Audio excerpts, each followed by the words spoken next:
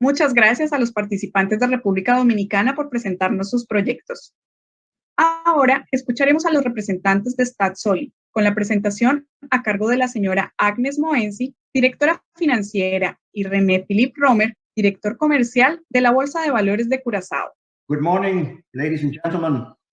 My name is Rene Römer, R-E-N-E, last name R-O-M-E-R, and I'm at this stage the Senior Commercial Advisor to the Dutch Caribbean Securities Exchange based out of Curaçao. In 2012, I joined the exchange and I served as the CEO of the exchange for 7 years. And in 2019, stepped down as CEO, but continued to be involved in my present role as an advisor. I think it's good for the purpose that we have today, is that I very briefly give everybody also a little bit of a background on our own exchange before we switch over to the actual story of the issuer, which is of course much more interesting, which is the so-called Staatsolie, which is the state oil company of the Republic of Suriname. People may ask, why does a small island with a very small economy and a very small population of about 160,000 people, why would an island like that have a securities exchange? And I think that's a very valid question, because I don't think that there are a lot of islands who have that. There's a few. I think Barbados has one, Bermuda has one, so those are also exceptions. But we are a little bit different. The primary goal for setting up an exchange in Curaçao was to activate capital market activity in our economy. Okay. Having said that, as I mentioned before, with only 160,000 people, it's very difficult to fairly quickly create a vibrant capital market activity in your economy.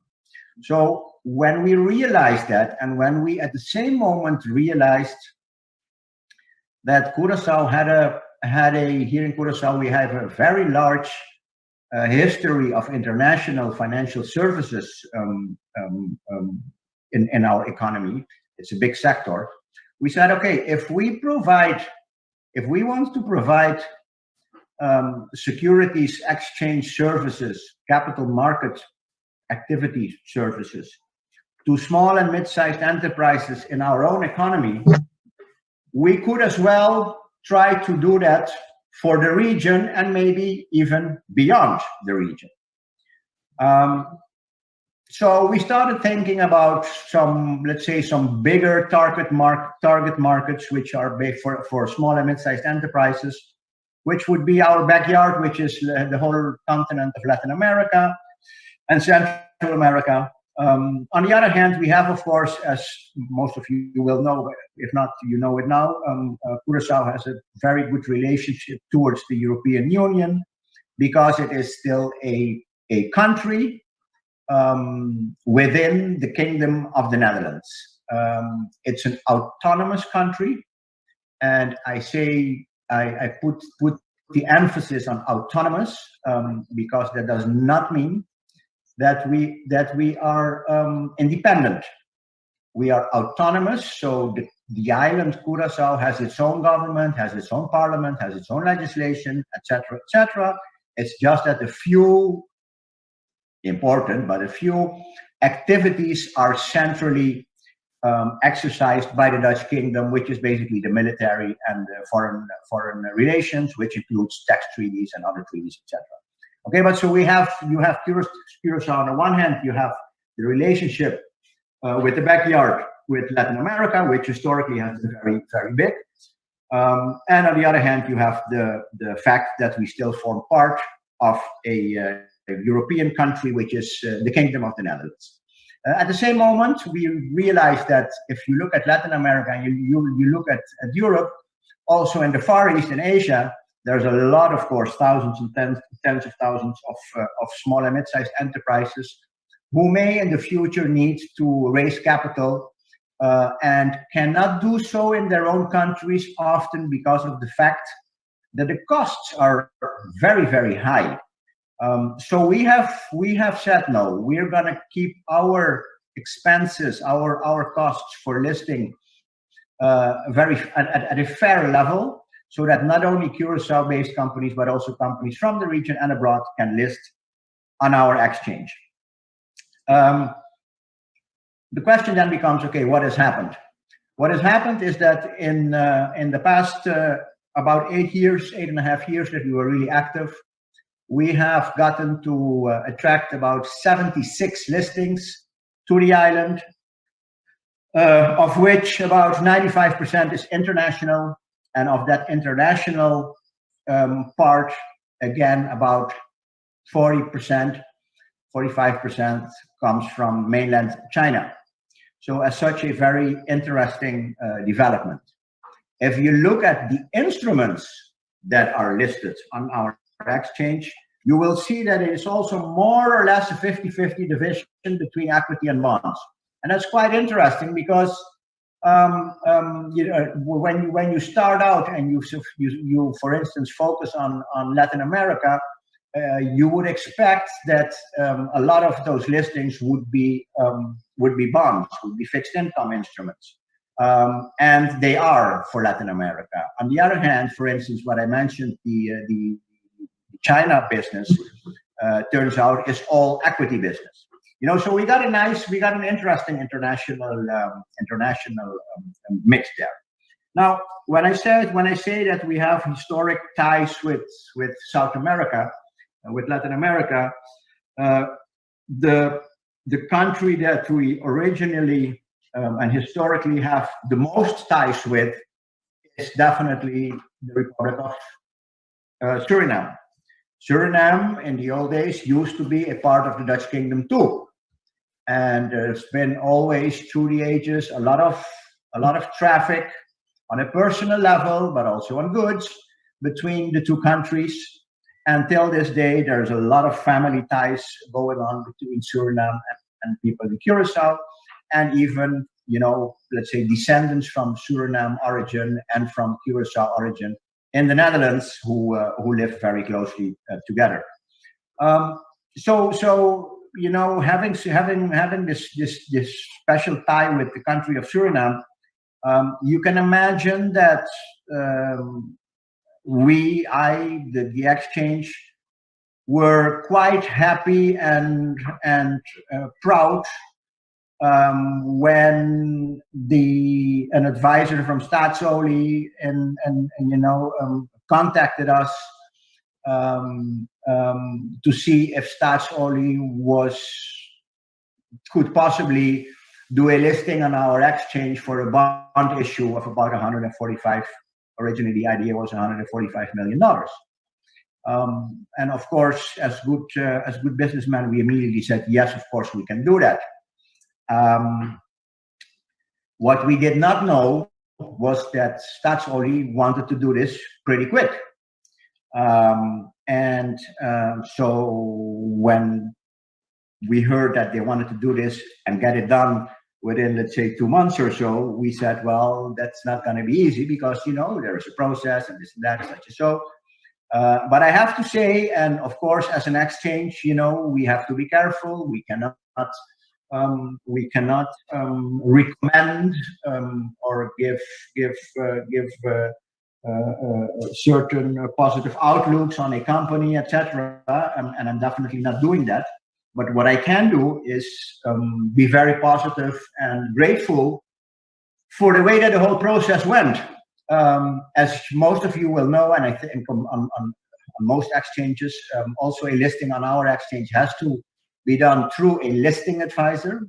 So Staatsolie, the issuer, chose a listing advisor in Curacao, which is one of the larger law firms on the island, and is called Van Epps, Kuneman van Doorne, and I think Mrs. Moensi will later on also refer to them briefly. So they contacted that law firm, and to make a long story really short, between Staatsolie and then especially Mrs. Moensi's Department of Finance and Administration, together with the listing advisor and us here at the DCSX, I can say that we worked extremely hard, made crazy hours, flew to Suriname and back, and they visited our people the people at Staatsolie came to visit Curacao, and we were able in about 2 months to indeed complete this whole process.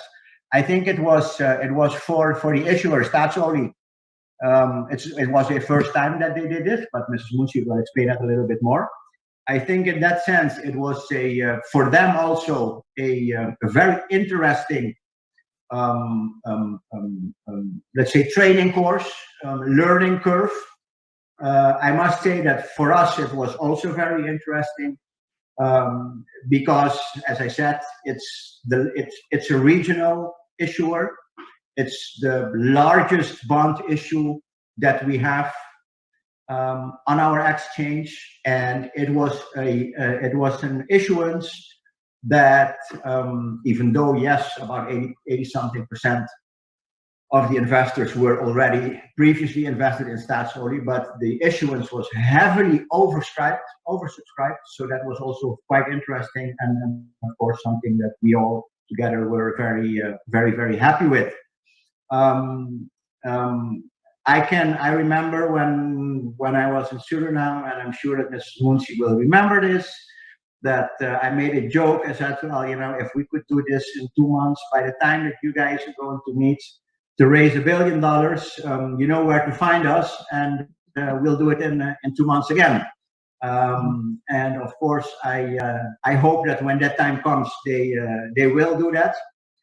I'm sure they have learned a lot. We have learned a lot. The listing advisor, Van Skuneman, has learned a lot. And I think we can all honestly be extremely proud of what we have accomplished with this issuance, with this listing.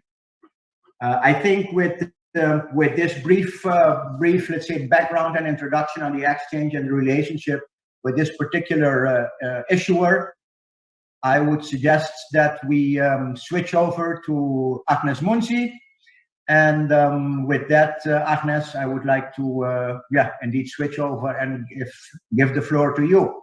And I think we need a few minutes so that the organizers from FIMVA can do the necessary technical steps. So in a couple of seconds, dear everyone, you will hear Mrs. Moensi's story on this issuance. Thank you very much. Yes, good morning, distinguished participants. And thank you for the introduction, Rene. And it's an honor for me to share the company's experience in this live event. I'm Agnes Moensi, the CFO with Staatsolie since 2015. And I've been with the company now for 26 years in different roles. I will first start with an introduction on the company, and then continue with the bond issuance we did in 2020, and with that, the listing on the Dutch Caribbean Stock Exchange.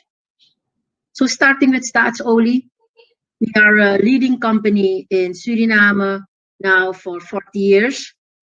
The company is incorporated as a limited liability company and wholly owned by the Republic of Suriname. And although we are 100% owned by the government or the Republic, we are independently managed by a group of highly experienced professionals from the private sector, and the involvement of the government is only based on and in accordance with the Articles of Association of the company. Looking at the business activities, Staatsolie is a vertically integrated energy company, and we are almost in the full value chain with oil exploration and production. And on the production side, we are currently only doing onshore production at the moment. And we also are active in refining and retail fuel distribution, and also power generation. And on the power generation side, we do both thermal and hydro, and especially the hydro part. This one was added last year, and very, very special because it beautifully adds to our Go Green strategy, which is part of the bigger ESG framework of Staatsolie.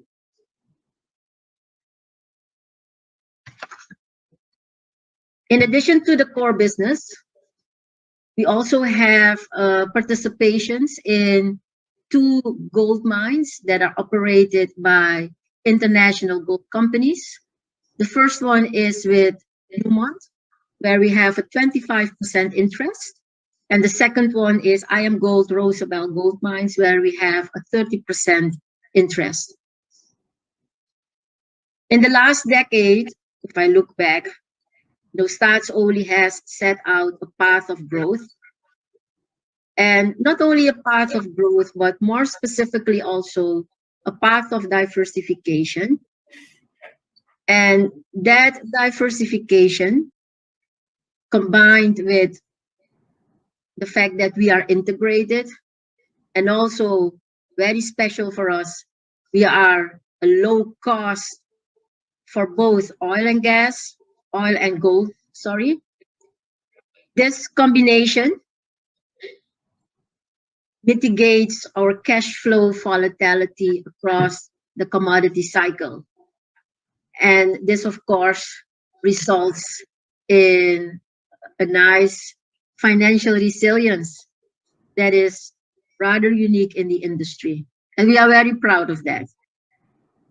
If you look at our financials of 2020, which is audited by Ernst & Young, one of the big 4 auditing firms, and these financials are already available on our website.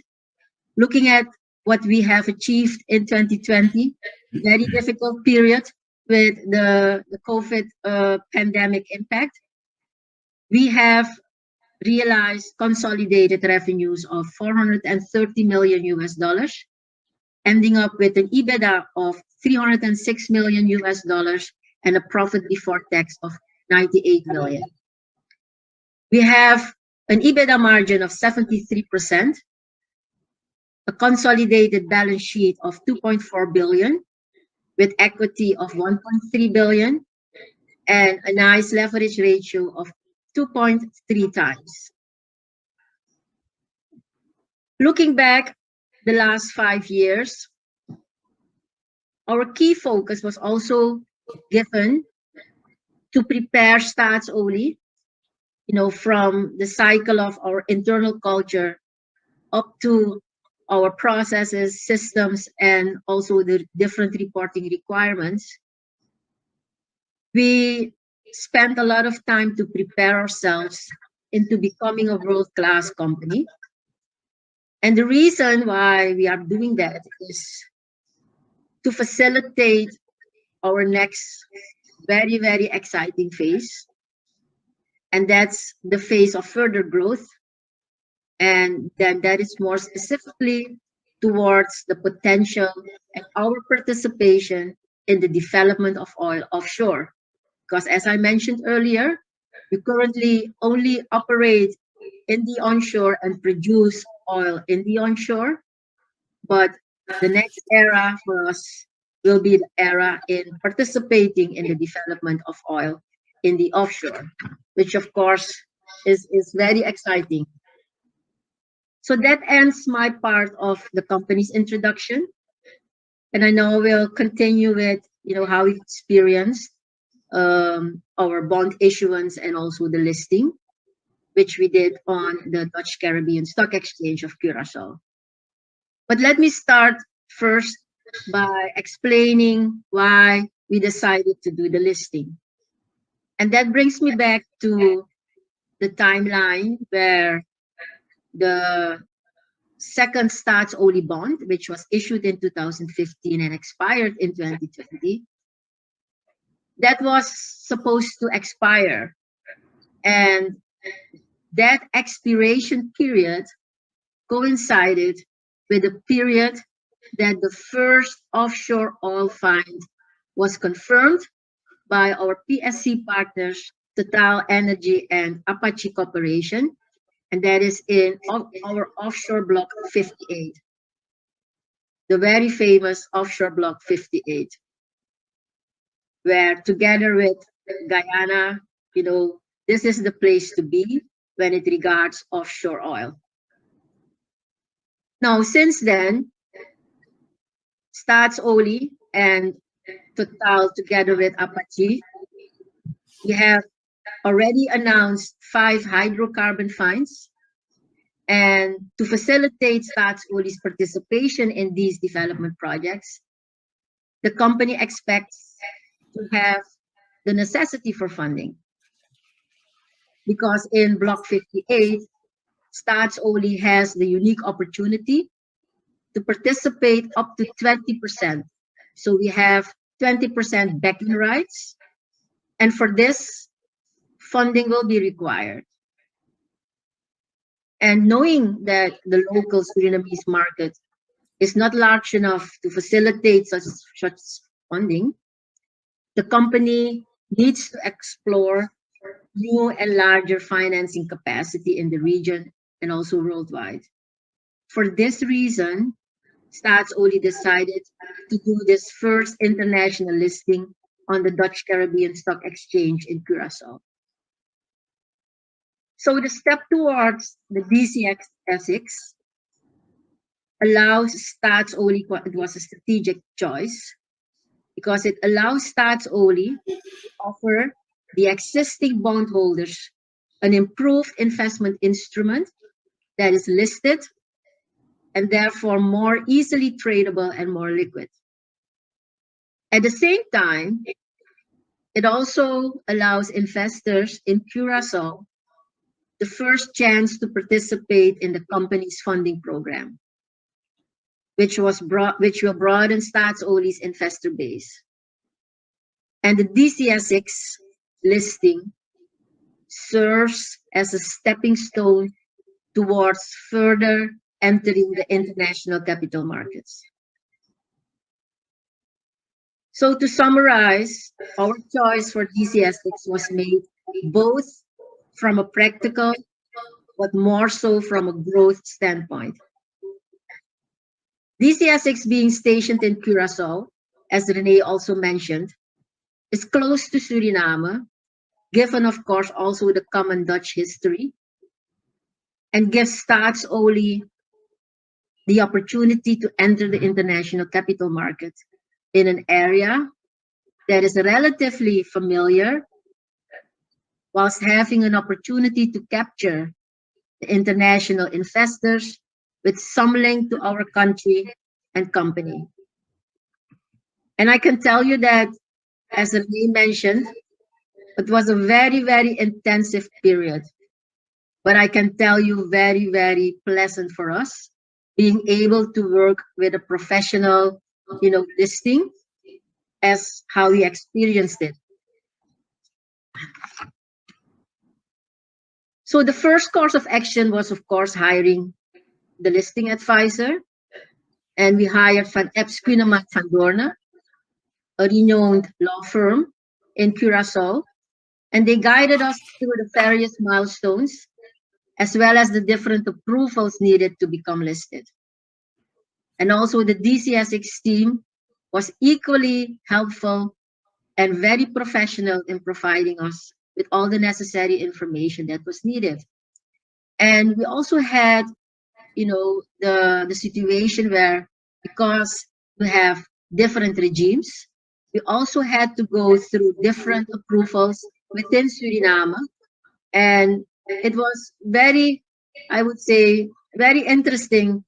And also we were very successful together as a team, work towards getting all the approvals in time, because this transaction, was executed within a 2-month period. But with frequent communication, and we did different conference calls, because Curacao is in a different country. So we did many conference calls, emails, but also some personal meetings, and all of this contributed to the successful bonds closing we had and the listing on March the 23rd of last year. The targeted amount was 150 million and was closed at 195 million. So 45 million above the target. But even more impressive was that 83% of the existing bondholders decided to reinvest in the company. So this proves the trust and confidence of the bondholders in the company and its directions, and of course, the different partners we have. Staatsolie is currently on the verge of entering a new era, a new phase, which will change the landscape of the company and more so of the country. And in order to fully maximize these new opportunities, Staatsolie will rely on international markets for funding. And we are very grateful for DCSX because we know that undeniably this listing plays a pivotal role as a stepping stone in our mission to go for additional bigger funding, which will be needed to fund our participation in the development of oil in the offshore. So with that said, I thank you all for your attention, and more specifically also for the opportunity, Rene, to be able to, to speak and also be able to share the experience we had as Staatsolie with the DCSX listing. Thank you so much.